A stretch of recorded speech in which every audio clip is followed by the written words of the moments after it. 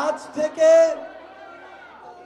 থেকে 9 মাস আগে আগস্টের ওই 3 তারিখে ঠিক এমন সূর্যাস্তের সময় শহীদ মিনারের ওই উন্মুক্ত প্রান্তে দাঁড়িয়ে আমরা বাংলাদেশের ছাত্র জনতা একসাথে ঐক্যবদ্ধভাবে হাত উঁচু করে রায় দিয়েছিলাম।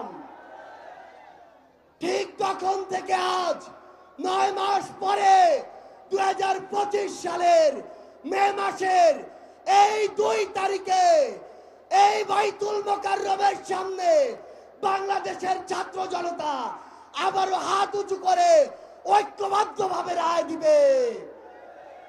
আমরা সেদিন এক হাত তুলে এক আঙুল তুলে এক দফা ঘোষণা করেছিলাম। আজকে আমরা এখানে ঐক্যবদ্ধ মুষ্টিবদ্ধ হাত উঁচু করব। আমরা সবাই মুষ্টিবদ্ধ হাত উঁচু করব।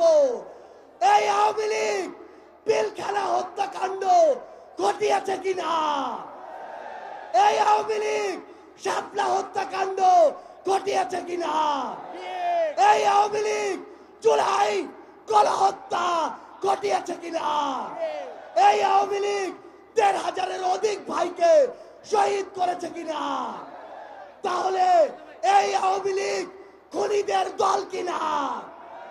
খুনিরা কি এই বাংলাদেশে রাজনীতি করতে পারবে? সন্ত্রাসীরা কি এই বাংলাদেশে রাজনীতি করতে পারবে? আমরা এই বাংলাদেশে খুনি সন্ত্রাসী আওয়ামী লীগের নিষিদ্ধ চাই কিনা? আমরা খুনি হাসিনার ফাঁসি চাই কিনা?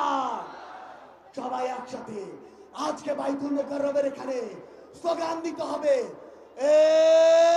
অ্যাকশন অ্যাকশন, আওয়ামী লীগের বিরুদ্ধে, খুনিদের বিরুদ্ধে, সন্ত্রাসীদের বিরুদ্ধে ফাঁসি ফাঁসি ফাঁসি চাই, খুনি হাসিনার ফাঁসি চাই, ফাঁসি ফাঁসি ফাঁসি চাই, খুনি হাসিনার ফাঁসি চাই। অ্যাকশন অ্যাকশন, এনসিপির অ্যাকশন, এনসিপির অ্যাকশন, ছাত্র জনতার অ্যাকশন।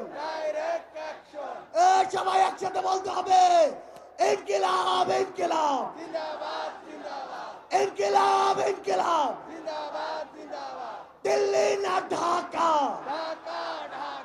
দিল্লি না ঢাকা, ক্ষমতা না জনতা,